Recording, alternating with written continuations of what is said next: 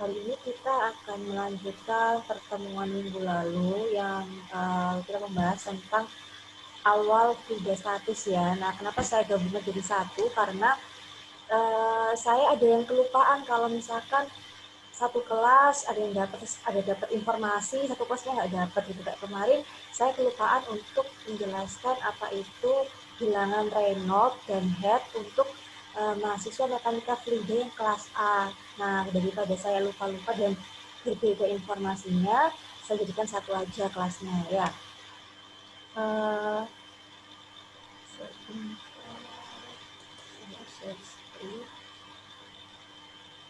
Di sebelah kalian sudah ada buku Genkoplis kan?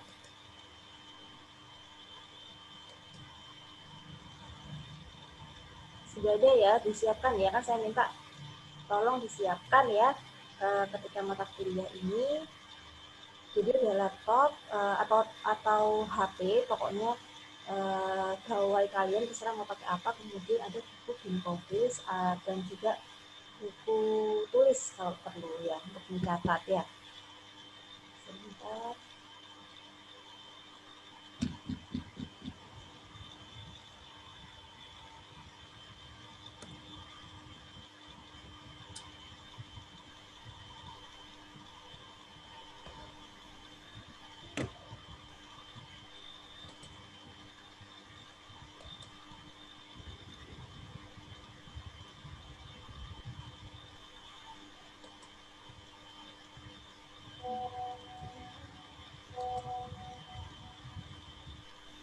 Sudah terlihat ya slide-nya?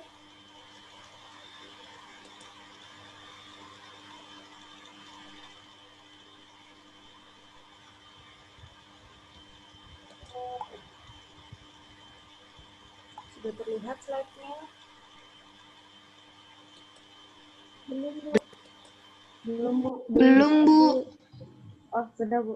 Baru Ya. Oh, sudah, Bu, sudah. Oke. Sudah. Sudah, Bu. Oke, kemarin kita membahas ada dua jenis fluida, ada incompressible sama compressible. Coba Mas Arli Salim ya, ini Mas ya, Arli Salim. Ya, Bu. Ya, Mas, apa bedanya incompressible sama compressible? Kalau incompressible itu dia itu nggak bisa dikompres, Bu. Dalam artian dia itu kalau saya jelasin dari compressible aja, Bu. Kalau compressible itu dia bisa dikompres, contohnya kayak udara. Jadi dia biar dia bisa bisa diperkecil gitu volumenya, Bu. Kalau yang incompressible itu kebalikannya compressible. Jadi dia volumenya tetap gitu, Bu. Contohnya?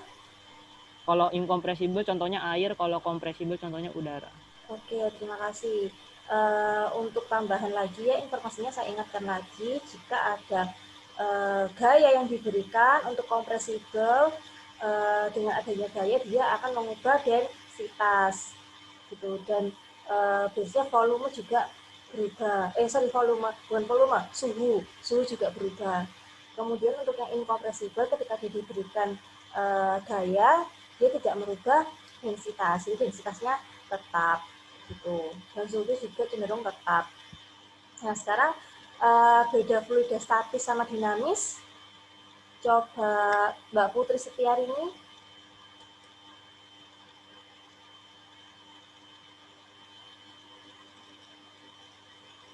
Mbak Putri. Iya, Bu. Iya, bedanya fluida statis sama dinamis. Kalau misalnya fluida dinamis itu fluida yang bergerak, Bu. Kalau yang statis fluidanya diam, Bu. Betul, jadi perbedaannya bisa kita lihat dari ada dan tidaknya aliran. Kalau dia mengalir berarti fluida dinamis, kalau statis berarti dia diam kayak gitu ya.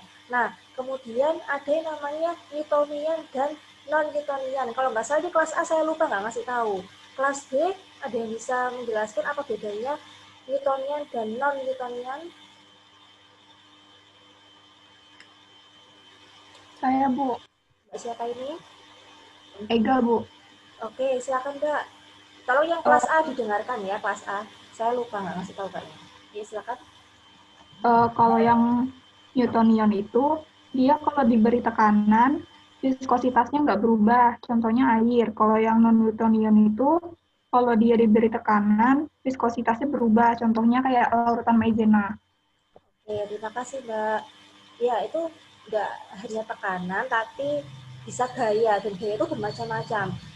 Tekanan itu salah satu gaya, tapi nggak cuma tekanan, bisa jadi nanti ada kita membahas nanti shear stress kayak gitu. Oke, terima kasih. Untuk yang kelas A paham nggak Newtonian sama non Newtonian? Jadi kalau Newtonian berarti dia fluida yang mengikuti kaidah atau hukum Newton. Jadi ketika kita memberikan gaya pada suatu fluida, viskositasnya tetap, contohnya air. Kalau kalian ado-ado airnya, kan nggak, tetap aja viskositasnya segitu-gitu aja gitu loh. Beda dengan kalau misalkan dia non-Newtonian. Kalau dia non-Newtonian, ketika kalian memberikan gaya pada fluida, dia akan berubah viskositasnya. Bisa jadi yang awalnya kental jadi encer, atau yang encer jadi kental. Dan itu ada berbagai macam jenis fluida non-Newtonian, makanya nanti silakan dibaca di buku Ginkopis kalian.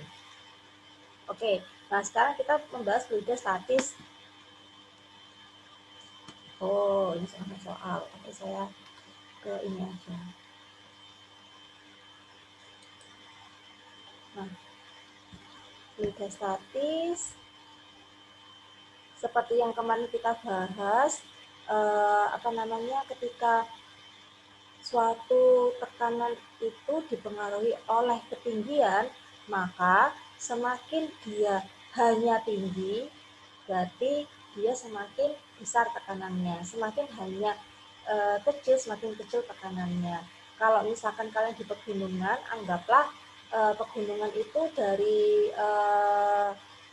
luar atmosfer ke pegunungan dengan luar atmosfer ke misalkan permukaan laut, dia hanya makin tinggi yang dari permukaan laut ke atmosfer. Berarti tekanan di permukaan laut itu lebih tinggi daripada tekanan di atas gunung, seperti itu.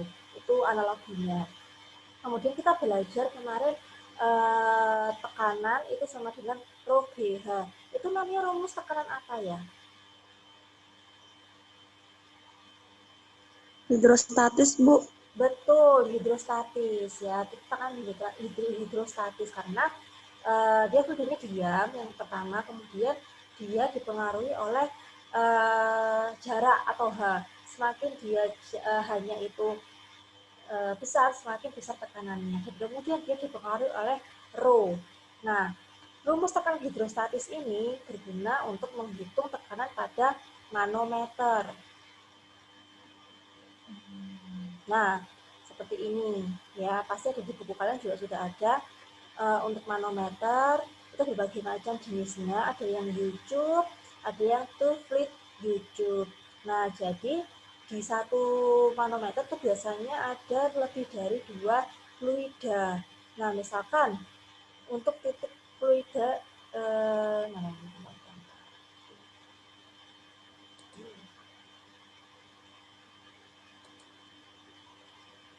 contohnya ini. Nah, ini ada 2 jenis fluida pada gambar A ya. Ada fluida B dan fluida A. Ya, jadi fluida B hanya sampai sini aja. Sisanya fluida A. Ya. Nah, dia ditanya berapa tekanan di titik 4 kayak gitu kan. Atau berapa tekanan di titik gitu ya. Berapa tekanan di titik 3 gitu kan. Berarti tekanan di titik 3 sama dengan tekanan di titik 2 kayak gitu. Cuma Bu, maaf memotong, Bu. iya. Mohon maaf, tapi PPT-nya di saya nggak gerak, Bu. Oh, saya udah. Oh, PPT. Sorry. Saya udah beralih ke ini. Ke PDF. Berarti saya mau ngirim aja dulu bentar. Terima kasih.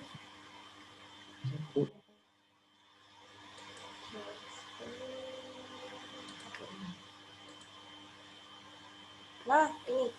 Sekarang udah jelas PDF. Belum, Bu. Oke, tunggu dulu.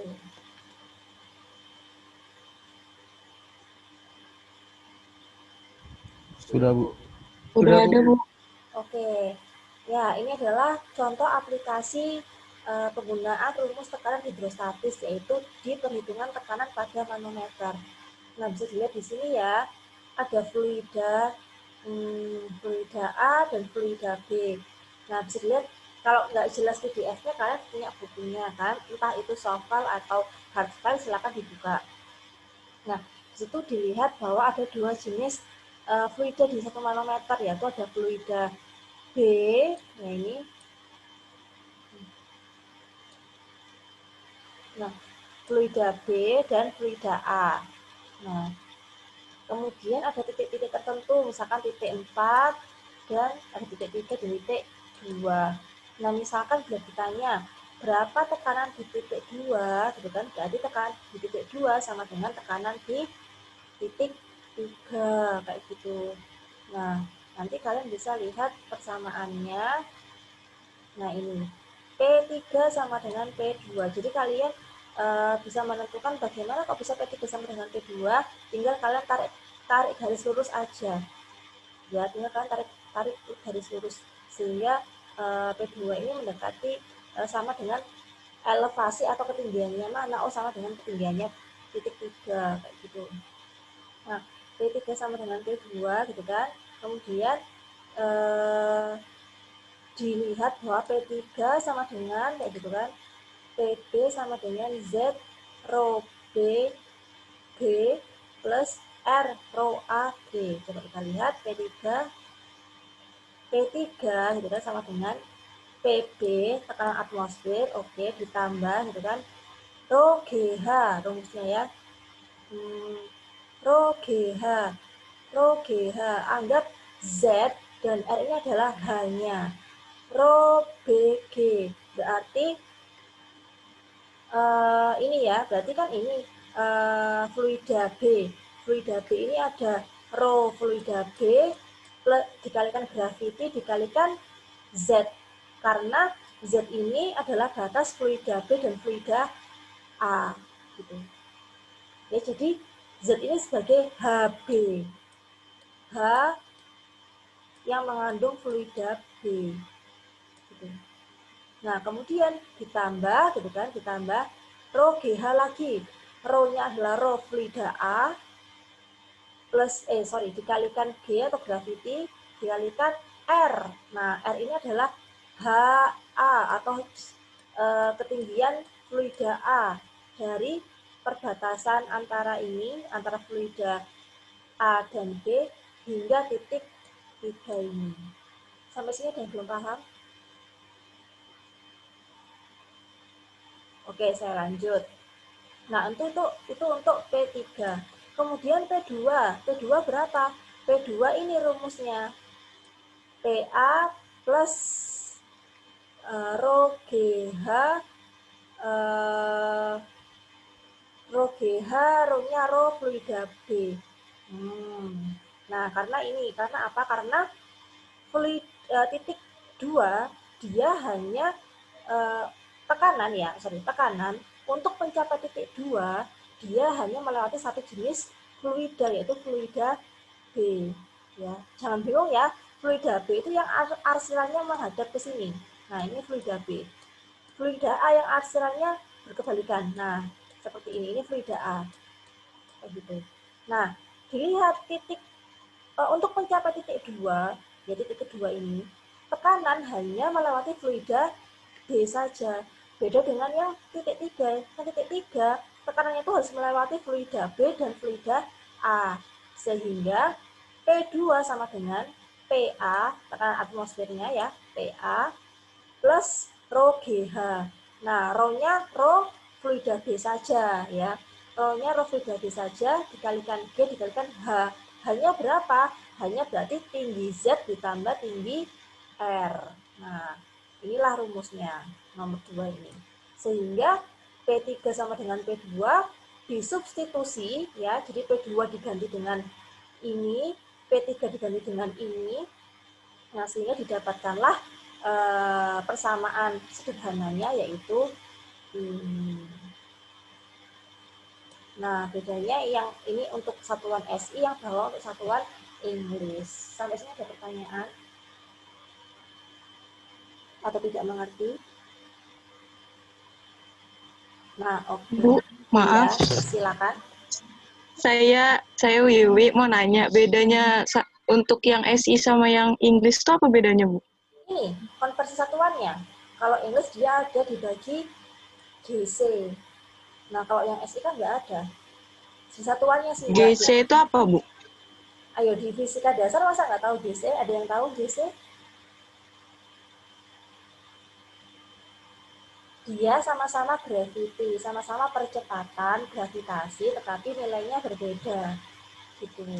Kalau nggak salah nilainya berapa ya? Ada yang bisa tahu nilainya? GC biasanya 30 berapa? 32,174. Betul, Mbak. Ya, Mbak siapa ini barusan? Eriditya. Mbak Elgitia, ya. Jadi di sini selalu nilainya 32,174 kayak gitu. Ya, Mbak Wiwi, apakah paham? Paham, Bu. Ya, jadi bedanya di ini ya, di GC. Oke. Nah, kalian bisa cek example yang bawah untuk mengecek bagaimana menghitung apa namanya tekanan pada suatu titik di dalam manometer. Oke, nah ini yang untuk two fluid YouTube. Nah, gambarnya seperti yang di ini ya. Two fluid YouTube. Nah, ini gambarnya seperti yang di ini. Jadi mirip sama yang YouTube biasa, cuma di sini dia ada bejananya, kayak ada apa namanya wadah yang besar sebelum, jadi dia nggak cuma sederhana pipa U, tapi ada wadah yang besar sebelum pipa U-nya kayak gitu. Dan dia ini bisa dilihat ada 3 jenis fluida ya, ada fluida A, B, dan C. Nah, ini rumusnya ya. Nah, ini rumus umumnya, lalu dia bisa disederhanakan jadi hanya memakai rumus yang ini. Nah, ini juga ada example-nya. Silakan Mbak Mas melihat atau bisa dicoba dulu. Nanti ya, bisa dicoba nanti. Oke. Nah, macam-macam ya jenis manometer, ada yang Bourdon, pressure gauge, ada yang gravity separator for two immiscible liquid. Nah, ini juga macam-macam, ada yang jadi ini ditaruh di mana sih sebenarnya manometer itu? Bisa ditaruh di pipa untuk mengukur beda tekannya di pipa kayak gini kan. Ini contohnya dia menghitung tekanan pada suatu vessel atau bejana. Jadi ini anggap bejana, kemudian dipasangilah manometer kayak gitu. Kemudian yang B untuk menghitung differential pressure kayak gitu. Jadi bisa dilihat ini ada dua jenis tabung ya, tabung fluida A yang memiliki tekanan A dan tabung fluida B yang memiliki tekanan B kayak gitulah. Antara dua tabung ini dipasang manometer untuk mengetahui beda tekanan di A dan di B kayak gitu. Nah, kemudian ini continuous atmospheric gravity separator. Jadi menggunakan dua jenis liquid yang mana dia akan terpisah berdasarkan gravitasi. Yang bawah itu untuk fluida dengan nilai densitas. Kenapa Bu, Mbak?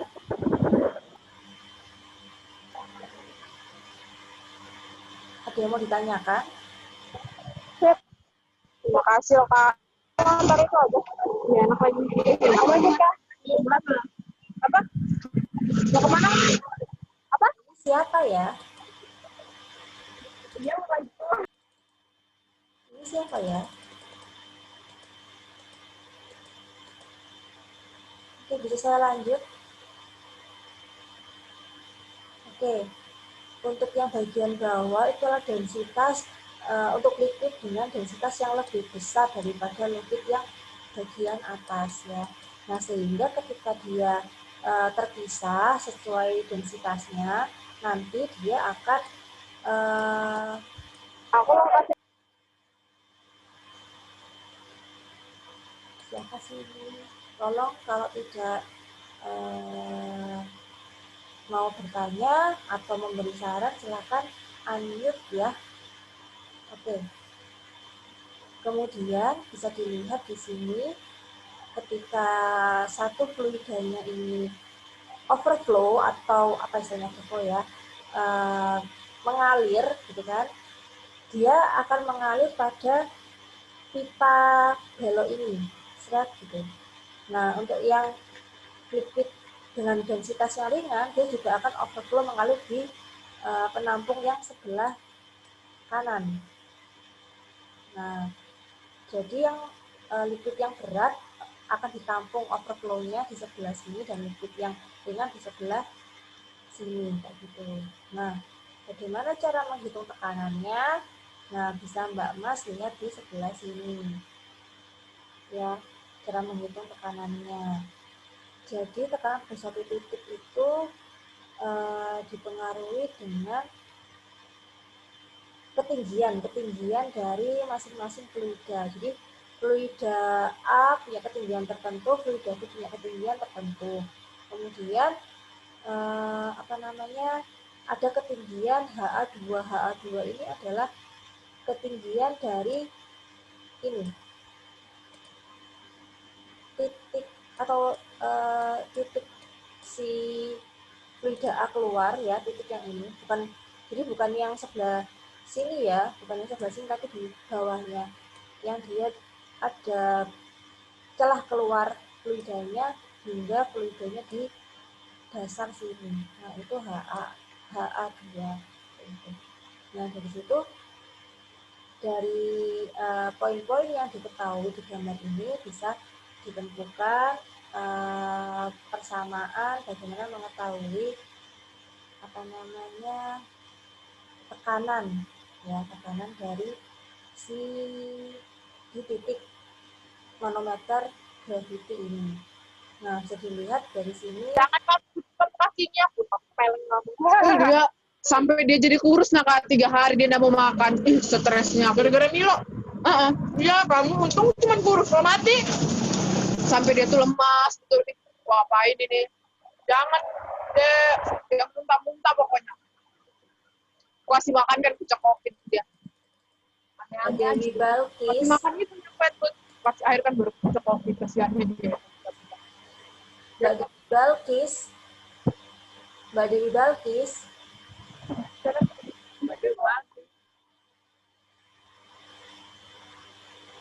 tolong ya. Ini Mbak Dewi Balkis gimana ini? Kok kayaknya nggak dengerin saya lagi nerangin ya?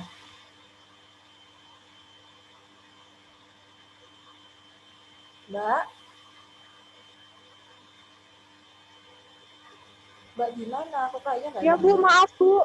Mbak lagi ngapain? Saya tadi ada teman Bu datang Bu. Mbak ini kayaknya di seberang, lagi di pinggir jalan ya?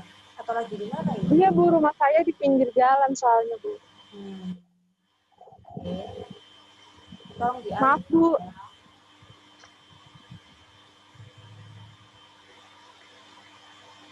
Oke, saya lanjutkan. Jadi ini adalah persamaannya tekanan berdasarkan persamaan tekanan hidrostatis dapat diketahui rho GH fluida B ditambah rho GH fluida A sama dengan rho GH fluida A juga, tetapi yang ketinggian yang H2 yang ini. Nah, kok bisa seperti itu? Gitu. Kenapa kok bisa? Kok bisa rho GH B ya, berarti kan hanya ini ya, H antara ini ke ini ditambah rho GH A1 berarti kan ini. Itu sama dengan rho GH A2.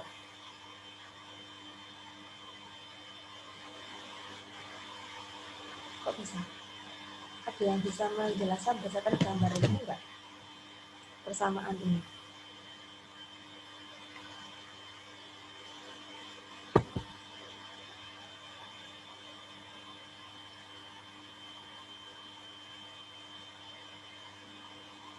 Ada penjelasannya ya di sini, di atasnya. Apa tuh maksud penjelasannya?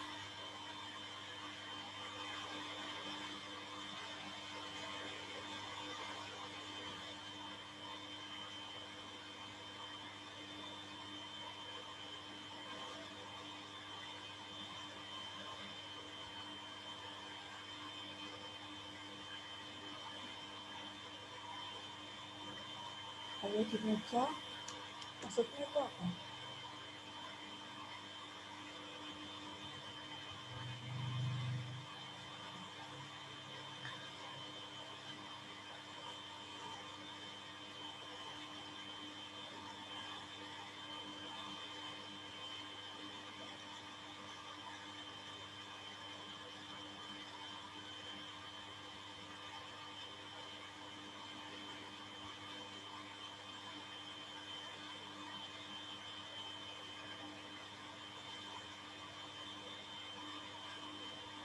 Ayo.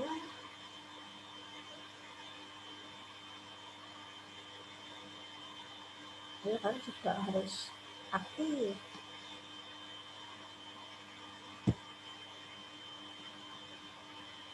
Bu, saya mau mencoba, Bu. Namanya Mas siapa? Oh, Fajar Rifani ya. Saya Fajar, saya mencoba, Bu. Ya, silakan. Tadi sebelumnya saya agak kurang paham terjemahannya, Bu. Tapi kalau apa-apa. menurut saya itu Nggak apa-apa. kenapa dia sama dengan HA2 raw AG itu karena ini kali, Bu ya.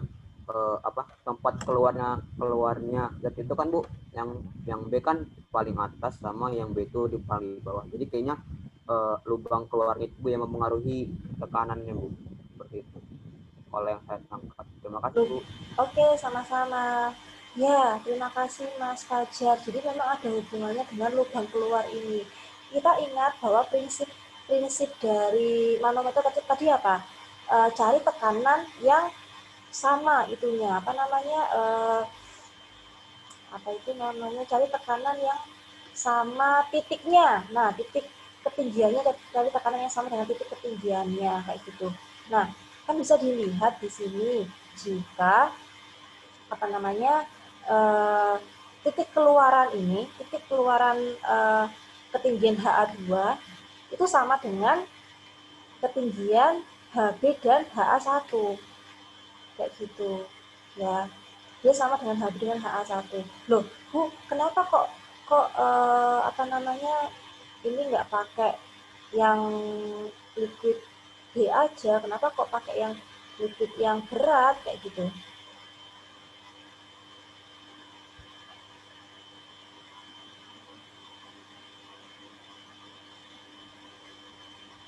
Kenapa? Tapi benar kata Mas Fajar tadi, jadi hubungannya itu memang karena coba cek di titik HA2 ini. Pada ujung titik HA2 ini, ya, dia itu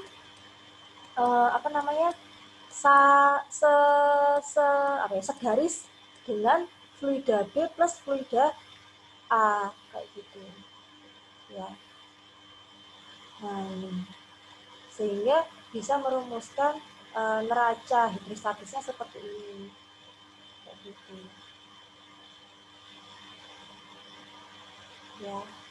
Nah, jadi bisa dilihat dari bagaimana gambarnya. Jadi kenapa kalau misalkan nanti ada soal, kalian harus mengerti gambarnya maksudnya apa, titik yang dicari itu apa, dan titik yang dicari itu dia segaris dengan titik yang mana kayak gitu. Ya. Nah, ini nanti untuk gravitasi ini ada soalnya nanti di problem ya untuk lebih jelasnya. Nah, oke. Kemudian kita untuk hidrostatis. Oh ya, kemarin saya lupa untuk kelas A. Ada yang namanya dia head. Nah, apa itu head? Kayak gitu. Mas bisa melihat di buku kalian kalau head itu satuannya meter, satuan panjang ya. Nah, jadi head itu sebenarnya dia itu tekanan ya, dia tekanan, cuman dia dalam satuan panjang, yang artinya bahwa head itu kayak gini. Misalkan kalian punya pompa, pompanya misalkan 10 head. Nah, berarti maksudnya adalah dengan daya pompa tertentu, maka pompa dapat mengalirkan air atau fluida maksimal 10 meter. Kayak gitu. Itu head. Jadi dia tuh tekanan, cuma dia itu dalam satuan meter yang mana dia artinya adalah dengan daya tertentu atau dengan ya biasanya kalau pompa itu dia dengan daya, diketahui daya dengan daya tertentu, pompa ini mampu mengalirkan fluida berapa jauh. Nah itu head itu namanya, jauhnya itu head gitu. Nah oke, kita sampai di sini dulu tekanan hidrostatis. Ada yang ditanyakan? Basicnya sederhana, cuma kalian harus banyak-banyak latihan karena gambar manometer itu macam-macam. Nah, jadi yang nanti bingung itu biasanya menentukan ini harus seperti apa sih kayak gitu tekanannya. Hati-hati kalau dia tekanannya terbuka, pasti dia ada tekanan atmosferik kan. Tapi kalau dia tekanannya tertutup, kayak misalkan mana ya? Salah. Nah, kayak gini misalkan. Nah, ini dia tidak ada tekanan atmosferik kecuali di dalam ini, di dalam apa namanya bola ini itu ada tekanannya sendiri kayak gitu ya. Jadi misalkan mau cari titik 1 berarti ya PA tekanan di titik A ini ditambah gitu rho GH kayak gitu, hanya ya H dari sini ke sini kayak gitu ya. Tapi misal kalau di sini nggak ada tekanan, misalkan tidak memiliki tekanan, misal aja, jangan kalian tambahkan sama tekanan atmosferik ya, karena dia tidak terbuka. Dan biasanya tekanan itu kan dia ke bawah ya. Kalau ke bawah dia berarti nilainya positif. Nah kalau dia ke atas berarti dia kebalikannya, karena dia berkebalikan, jadi biasanya tekanan sifatnya negatif. Nah, ini berguna di mana sih? Nah, tanda positif atau negatif ini berguna di nanti ketika kalian mencari kayak persamaan kayak gini loh. Kayak yang tadi saya tandai. Nah, kayak gini. Kapan dia P3 sama dengan PB plus? Nah, kapan dia plus, kapan dia minus? Dia plus ketika dia ke bawah tekanannya. Gitu. Ke bawah, arahnya sama. Kalau ada tekanan, dia tekanan ke atas, ada keterangannya gitu ya, dia menekan ke atas misalnya kayak gitu, atau nama lainnya daya apung ya, buoyancy gitu kan, dia menekan ke atas. Nah berarti dia nggak plus tapi dia minus kayak gitu.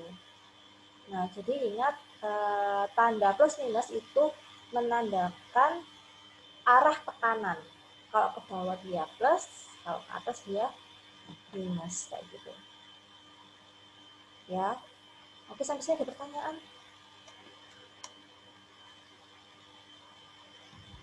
Bu, saya mau nanya juga Bu.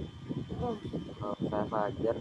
Kalau di teknik kimia itu Bu, untuk satuannya apa menggunakan lebih menggunakan satuan SI atau yang English Bu? Ya, terima kasih. Kalau nanti kalian di mana tuh perancangan, kalau di desain alat itu biasanya pakai bisa KPA, SI, dan juga English. Kalau nggak salah English itu pakai besi itu English atau SI ya? C. Nah, pakai C biasanya. Jadi kalau misalkan coba cek PSI, C itu dia pakai dia SI atau apa namanya? English. Kayaknya SI ya, kayaknya sih. Tapi KPA itu SI, Pascal.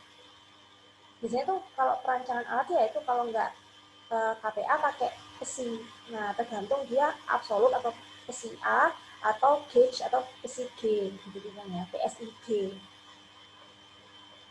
Ada yang bisa kasih tahu PSI itu English atau apa namanya SI? SI, Bu. SI. Oke, terima kasih Mbak Alfa. Ya, SI. Jadi kebanyakan kalau nanti rancang bejana itu pakai PSI biasanya ya. Tapi tergantung aja sih, tergantung aja nanti maunya kayak apa, nggak masalah. Biasanya English ini dipakai karena ukuran pipa biasanya itu pakai English biasanya satuannya untuk pipa. Jadi ya apa ya, menyesuaikan lah, gitu, menyesuaikan mau pakai English atau SI. Gitu. Oke, Mas Fajar, apakah terjawab? Jawab sudah Bu. Terima kasih. Oke, sama-sama. Ada yang lain mungkin?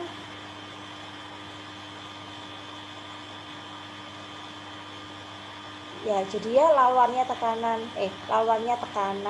atau gaya gravitasi, dan gaya gravitasi adalah adalah gaya apung atau buoyancy. Tahu ya tulisannya buoyancy ya? buoyancy ya, buoyancy atau tekanan atau gaya apung. Nah, itu arahnya berkebalikan dengan gravity. Maaf. Arahnya berlawanan dengan gravity. Jadi biasanya tandanya juga biasanya negatif gitu, untuk gaya apung atau buoyancy itu. Untuk fluida statis, apakah ada pertanyaan? Dasarnya cuma ini aja, tapi kalian harus latihan bagaimana kalau ada manometer yang bentuknya aneh-aneh kayak gitu. Oke, kalau tidak ada pertanyaan, saya lanjut ya. Nah, saya sedikit akan membahas tadi lanjutan dari bilangan Newtonian dan non-Newtonian. Nah, ini juga namanya psi.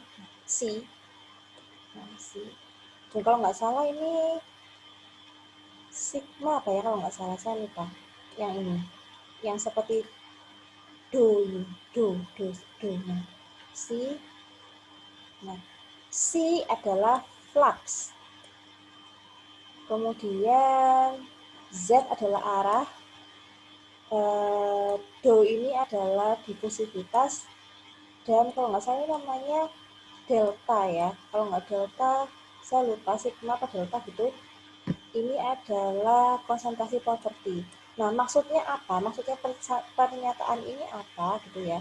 Nah, ini adalah equation atau persamaan yang akan kita pakai sebagai dasar bagaimana menentukan suatu fluida itu entah Newtonian atau non-Newtonian. Nah, di sini diberitahu bahwa flux atau C ya, ini dengan adanya perubahan konsentrasi per perubahan jarak atau ya jarak distance. Jadi misalkan ada suatu aliran fluida, dia mengalir dari titik A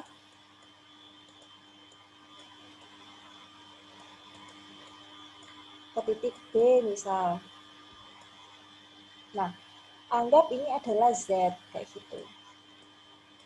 Nah, kemudian ketika dia mengalir, fluidanya mengalir, selain jaraknya dia menempuh suatu jarak, dia juga memiliki konsentrasi yang berbeda gitu. Karena otomatis biasanya yang mengalir itu dari titik ini pasti konsentrasi titik A itu lebih banyak molekulnya daripada titik B. Kalau nggak ada perbedaan jumlah molekul, nggak akan mungkin dia bisa mengalir karena perbedaan ini adalah driving force. Sama yang awal-awal saya jelaskan di pertemuan pertama. Kalau misalkan tidak ada contoh lain ya, tidak ada perbedaan suhu, berarti tidak ada suhu yang berpindah. Begitu juga dengan ini, berarti flux ini atau perpindahan suatu molekul itu tidak akan terjadi jika jumlah molekul pada titik A dan titik B itu sama. Sehingga otomatis ketika fluida itu mengalir dari titik A ke titik B dengan jarak Z atau jarak tertentu, berarti ada perbedaan konsentrasi ya di sini ya. Konsentrasi properti pada titik A dengan titik B, yang mana di titik A konsentrasinya itu pasti lebih banyak daripada di titik B, sehingga karena perbedaan itu dia mampu mengalir kayak gitu. Nah, kemudian dari persamaan ini kita integralkan sehingga didapatlah persamaan ini ya 2, 3, 4 itu. Nah, di 2, 3, 4 itu, nah ini ya visualisasi dari rumus yang tadi saya tandai gitu. Jadi misalkan kita kan ini makroskopis ya, kita sekarang berpikir dia mikroskopis dengan kontrol volume. Kontrol volume itu berarti ada bidang imajiner di mana misalkan kalian melihat itu ada aliran air misalkan. Kalian ada membuat bidang imajiner sendiri dengan bentuk kubus 3 dimensi. Nah, ini dari dia kontrol volume. Nah, kalau misalkan kalian bikin bidang imajiner tapi hanya 2 dimensi, jadi kalau 2 dimensi kan dia cuma tuh. Nah, kalau 2 dimensi kan berarti kalau dari gambar ini cuma persegi aja misalkan. Nah, itu namanya kontrol surface. Ya, jadi harus tahu ya kontrol volume sama kontrol surface. Ya, itu adalah bidang imajiner yang fungsinya untuk membantu kita dalam memahami suatu fenomena. Nah, kalau ada gambarnya kubus seperti ini kan berarti dia 3 dimensi. Berarti ini namanya kontrol volume. Nah, kayak gitu. Jadi saya lanjutkan ya. Nah, misalkan ada suatu fluida mengalir lalu kalian membuat bidang imajiner kecil mikroskopis bentuknya kubus seperti ini, 3 dimensi, kontrol volume seperti ini. Nah, bisa dilihat alirannya mulai dari masuk mulai titik in dan keluar titik out. Yang mana out ini berarti psi Z ditambah delta Z. Karena delta Z ini adalah jarak dari titik Z dengan titik Z plus delta Z. Kayak gitu. Nah, ini adalah cara mikroskopis bagaimana kalian menentukan suatu fenomena aliran. Kayak gitu. Nah, seperti yang saya bilang tadi kan, ketika dia berpindah dari titik, anggap ini adalah A,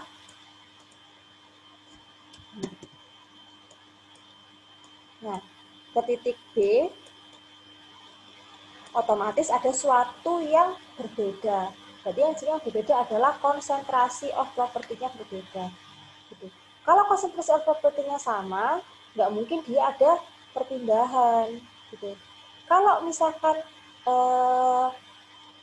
suatu kelas itu penuh, sama-sama penuh, nggak mungkin pindah. Kecuali kalau ada 2 kelas, satunya penuh, satunya longgar, otomatis pasti mahasiswa pindah ke yang longgar. Karena kalau di kelas yang sesak pasti gerah kayak gitu. Contohnya kayak gitu aja. Nah, jadi adanya aliran flux ini, driving force-nya ya perbedaan properti ini, konsentrasi ini, perbedaan ini ya. Dengan melalui suatu jarak tertentu. Nah, saya lanjutkan. Nah, ini ada contoh soalnya kalau kalian masih bingung. Suatu properti itu berpindah secara difusi melalui fluida steady state. Jika pada poin 1 konsentrasinya sekian, kemudian pada poin 2 konsentrasinya sekian. Nah, poin 2 lebih rendah ya konsentrasinya, dan jarak antara poin 1 dan 2 itu 0,4 meter dengan nilai divisibilitas adalah 0,013, hitung fluxnya. Nah, tinggal kalian masukkan aja rumusnya. Nah, tinggal masukkan aja toh pakai rumus ini, jadi ketahuan berapa nilai fluxnya. Nah, kemudian derive equation untuk nilai konsentrasi properti ini. Gitu. Jadi dari rumus awal ini tinggal diintegralkan. Gitu. Diintegralkan dengan batas atas kurangi batas bawah sehingga diperoleh persamaan ini. Ya, kemudian yang C, soalnya apa yang C? Hitung konsentrasi pada titik di tengah-tengah gitu kan. Jadi ada titik 1, titik 2, tentukan konsentrasi ketika di tengah-tengah, kayak gitu. Ini berapa konsentrasi di tengah? Nah, kalian tinggal memakai rumus yang kalian dapat dari 236 ini, kayak gitu. Jadi titik di tengah-tengah adalah gitu kan, konsentrasi di titik 1 ditambah nilai C dibagi difusivitas dikali nilai dari titik 1 dikurangi nilai dari titik tengah-tengahnya, midpoint. Diketahui midpointnya kan 0,2. Nah, di sini diketahui midpointnya 0,2. Nah, jadi tinggal kalian memasukkan ke rumus ini aja. Jadi kalau misalkan ditanya berapa konsentrasi pada titik tertentu, titik antara A dan B, tinggal kalian masukkan angka ke rumus ini aja. Jadi nggak usah kalian menurunkan, nggak usah. Jadi persamaan ini, persamaan basicnya digunakan untuk mengetahui C antara titik 1 dan 2, kemudian persamaan yang B ini digunakan untuk mengetahui berapa nilai konsentrasi jika dia ada di tengah-tengah poin 1 sama 2. Kayak gitu. Ada pertanyaan?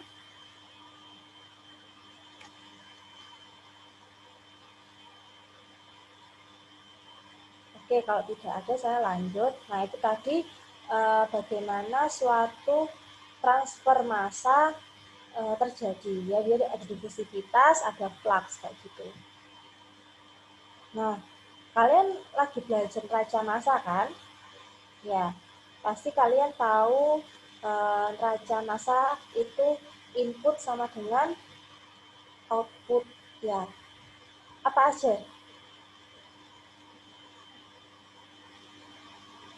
Inputnya apa aja, outputnya apa aja?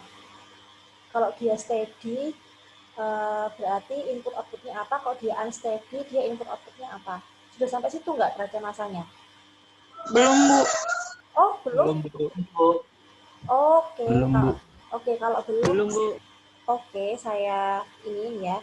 Jadi, karena hukum kekekalan massa dan energi, karena massa itu tidak dapat diciptakan dan tidak dapat dimusnahkan, begitu juga energi, tapi mereka hanya berubah fase atau bentuk atau wujud, maka jumlah massa yang masuk itu selalu dengan massa yang keluar.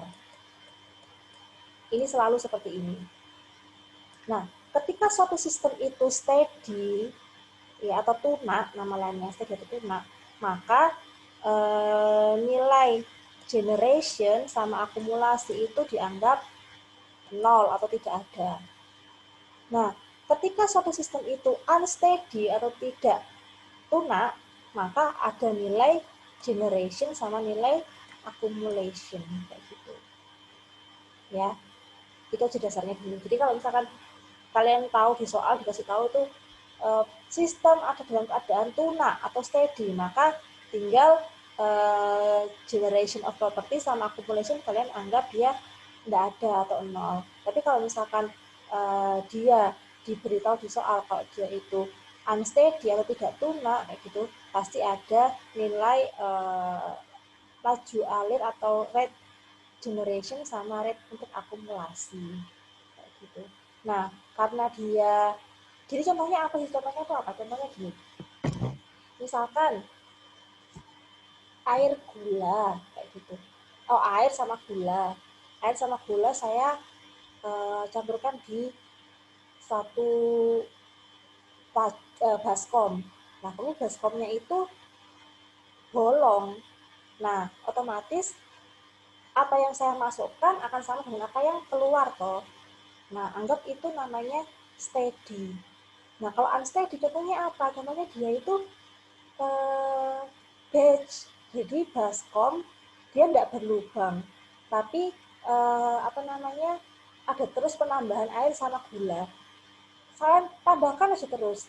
Kalau kalian aduk, semakin lama waktunya kan pasti konsentrasi di dalamnya itu semakin pekat kan? Nah, itu maksudnya yang unsteady dan dia ada akumulasi itu di situ maksudnya.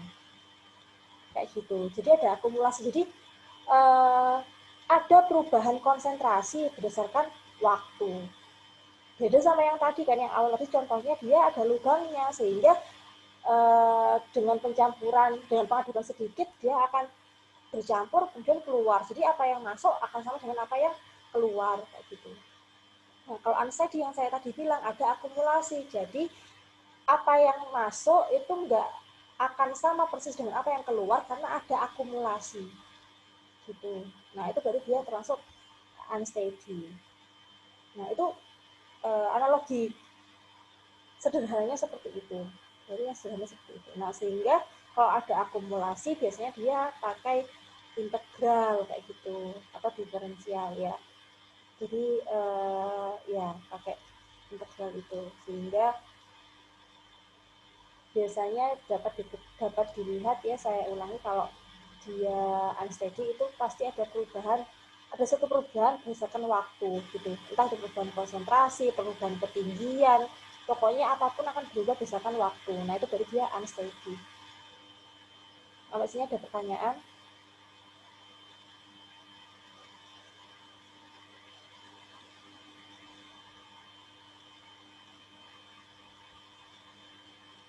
Oke, kalau sudah ada pertanyaan saya lanjutkan. Nah, kemudian setelah kita membahas tentang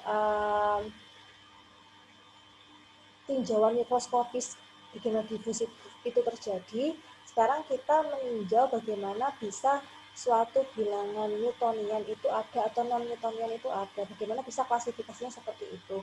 Nah, ini ada tau ya, tau sama dengan minus atau negatif V dVx rho per dz. Kalau kalian lihat tadi di rumus difusi, dia apa ya, analog nggak rumusnya? Tahu sama dengan besi, maksudnya sama, ini sama anunya ya, kedudukannya sama. Tahu sama dengan besi. V ini sama dengan difusivitas tadi ya, do ini ya. Nah, kemudian Vx rho ini sama dengan apa tadi di atas? Konsentrasi ya. Dan dz-nya tetap dz, yaitu jarak. Sama kan rumusnya? Rumus ini analog dengan rumus flux atau flux. Sama ini. Nah, sama kan rumusnya? Nah, ini tau. Kalau ini tau, ini ganti V, ini ganti bukan konsentrasi tapi kecepatan dikali dengan apa tadi? Kecepatan dikali dengan massa kalau nggak salah ya. Kemudian sama-sama ada jaraknya. Nah, kalau difusivitas ini adalah terjadi karena perpindahan massa. Nah, kalau yang ini, yang tau ini, dia terjadi perpindahan karena ada perbedaan momentum ya, perbedaan momentum. Nah, ini dilihat ya, tau adalah flux untuk momentum ya. Kemudian V ini adalah densitas dikalikan viskositas, V ini adalah viskositas dikalikan rho dibagi, maksud saya viskositas dibagi rho. Kemudian Z adalah jarak dan rho adalah densitas dan mu adalah viskositas. Jadi ini adalah tanda ini adalah namanya mu atau densitas. Nah, kalau misalkan suatu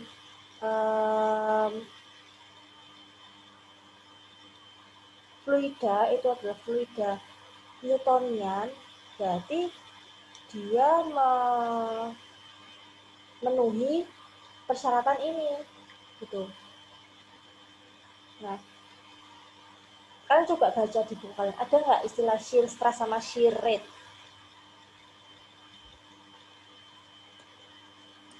Ya, misalnya satu di sini. Salah. Salah.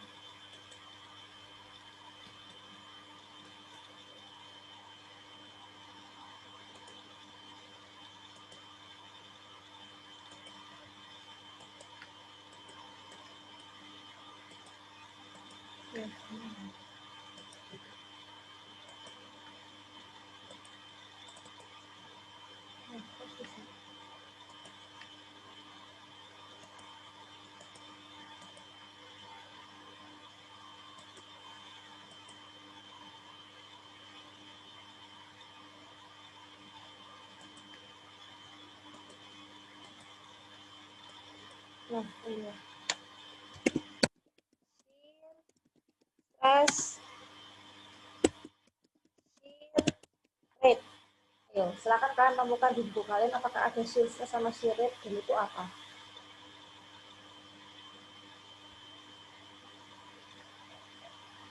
Shear stress sama shear rate.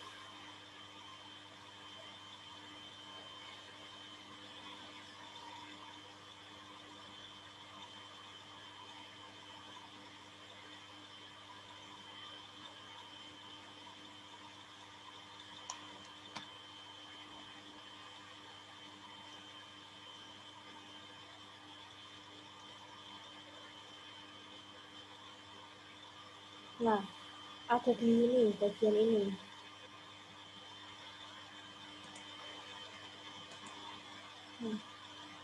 Ada di bagian sebelah ini, Newton's Law and Viscosity. Coba kalian cek.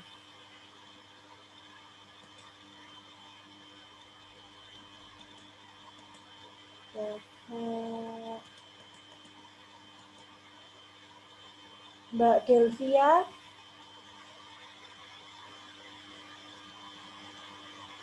Mbak Delvia. Iya, Bu. Ya, Iya, Bu. Mbak. Silakan. Apa itu shear stress sama shear rate, Mbak? Apa sudah menemukan?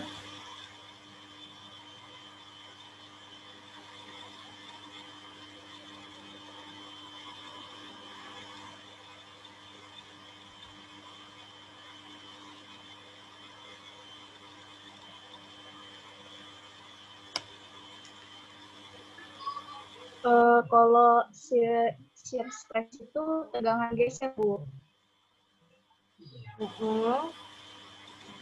Kalau shear rate,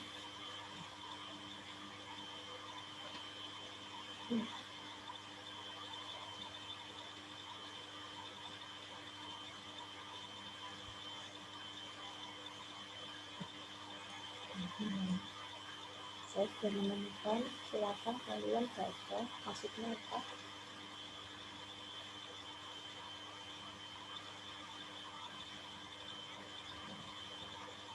Ada shear stress,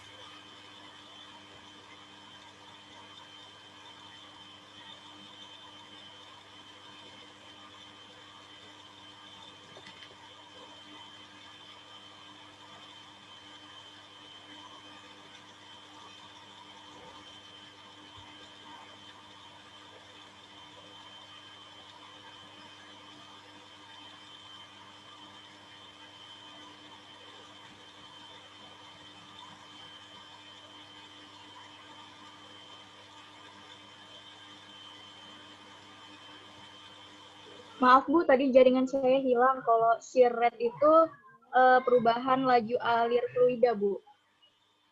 perubahan laju alur fluida. Oke, terima kasih Mbak. Siapa namanya tadi? Mbak Delvia. Oke. Baik, jadi kalau shear rate itu adalah perubahan laju fluida, rate. Kalau shear stress itu adalah tadi tegangan ya. Nah, jadinya di sini shear stress itu force per A, sama kayak rumusnya apa kemarin tadi ini? Mirip kayak rumusnya tekanan ya, force per A. Nah, berarti ini adalah shear stress. Nah, shear rate-nya yang mana shear rate-nya?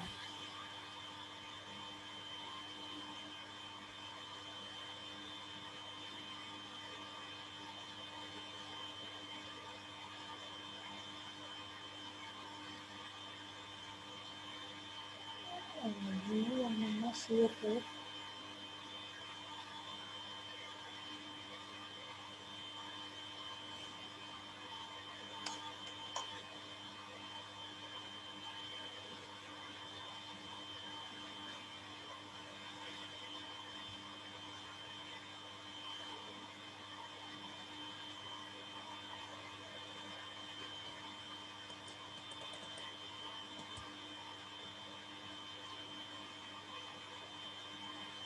Mas Bayu Wijaya Kusuma,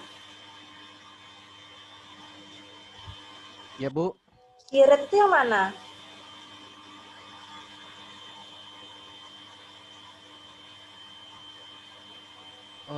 Nggak kelihatan persamaannya, Bu, di sini.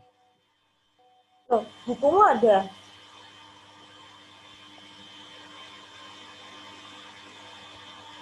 Bukumu mana? Sudah saya taruh di filenya di kuliah itk.ac.id kan? Dari minggu lalu ya? Ya Bu, sudah Bu. Sudah. Kamu sudah download kan? Sudah Bu. Lagi buka nggak?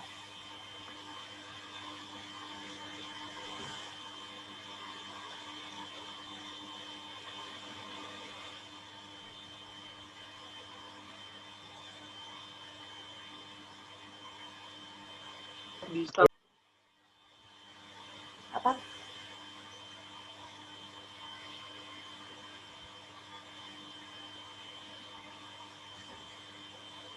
Oke ya, gini-gini. Saya minggu lalu udah bilang kalau misalkan kelas saya silakan buka buku Binkoflis, entah itu hardfile atau softfile. Apakah saya lupa menyampaikan itu minggu lalu? Apakah saya salah? Apa saya salah? Menurut saya menyampaikan tapi saya tidak menyampaikan. Coba, apa saya yang salah atau gimana? Ingat nggak minggu lalu saya minta tolong menyiapkan buku Binkoflis, entah itu softfile atau hardfile? Iya atau enggak? Ya Iya, Bu. Iya, ya. Gini ya Mbak Mas, saya tahu kita berat, belajar daring ini berat, saya tahu. Bagaimana kita berfokus, bagaimana kita bisa mengerti itu lebih susah daripada belajar luring atau luar jaringan. Nah, makanya ini saya mencoba semoga kalian tuh kooperatif sehingga kan juga bisa kayak gitu. Ya, dan kalau bisa jangan kosongan ya sebelum kelas. Kalian kalau bisa harus membaca. Karena susah kalau saya semua dari saya kalian nanti pasif, kalian nggak ngerti gitu loh. Lebih baik kalian tuh membaca dulu, nggak ngerti, masuk kuliah dengan saya, baru mengkonfirmasi apa yang sudah kalian baca kayak gitu. Ya. Nah, oke, karena ini saya juga susah untuk menjelaskan kalau kalian belum paham sekali, silakan kalian baca bab ini, viscosity of fluid ini, Newton's law, kemudian kalian baca, kalian tambahkan klasifikasi fluida non-Newtonian itu apa aja. Nah, itu ada di bab 3 buku kalian itu ada klasifikasi fluida non-Newtonian, entah itu thixotropik, dilatan, pseudoplastik. Nah, itu ada beberapa, saya lupa ada 4 kalau nggak salah jenis non-Newtonian, dan kalian jelaskan thixotropik itu apa, dilatan itu apa. Nah, itu ada macam-macam dan dia ada ada grafiknya. Sebentar saya perlihatkan ya grafiknya. Mungkin punya saya ini kalau memang ada yang lebih baru mungkin beda halamannya, tapi kalau Mas Mbak download apa yang saya upload minggu lalu berarti buku kita sama. Sebentar saya cekkan biar kalian bisa melihat sendiri. Nah, di bab 3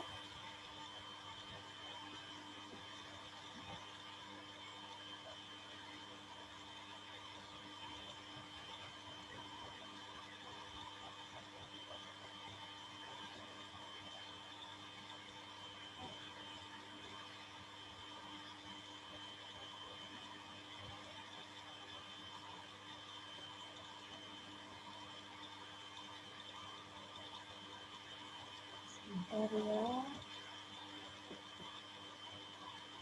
Mohon saya benar.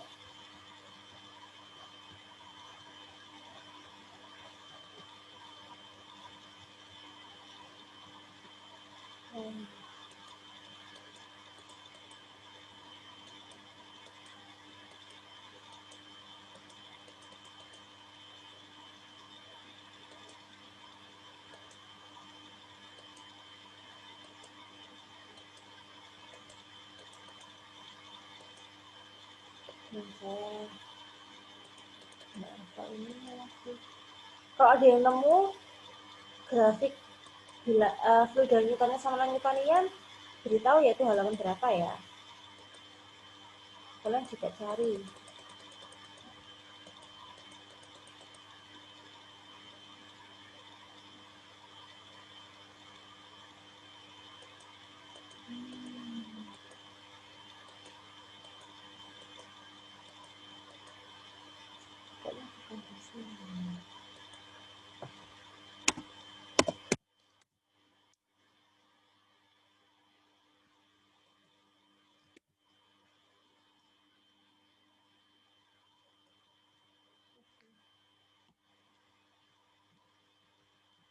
Sudah menemukan bab 3 dia.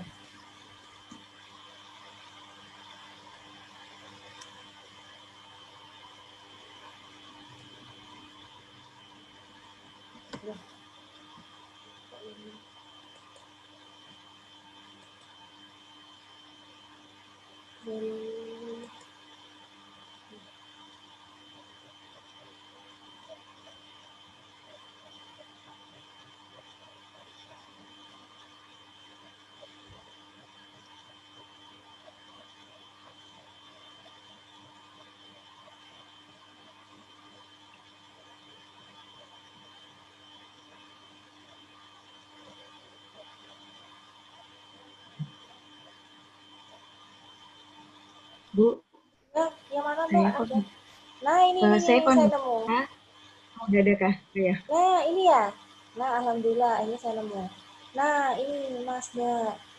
Ya, ini grafiknya. Jadi untuk bilangan bukan bilangan, untuk fluida Newtonian garisnya akan lurus seperti ini. Nah, untuk non Newtonian dia macam-macam, ada yang Bingham plastik, ada yang dilatan, ada yang pseudoplastik. Nanti ada juga yang isotropik kalau nggak salah. Nah, itu silakan kalian tulis di catatan kalian. Kalian jelaskan itu apa, mana shear stress, mana shear rate, apa itu shear stress, apa itu shear rate, dan hubungannya sama viskositas itu apa. Gitu. Kalian catat aja kalian. Ya, kalian catat. Kita bahas setengah jam lagi. Ya, jadi silakan kalian mau keluar nggak apa-apa, tetap di room ini nggak apa-apa, setengah jam lagi sekitar 17.30 kita ketemu lagi, kita bahas ini ya. Oke, silakan.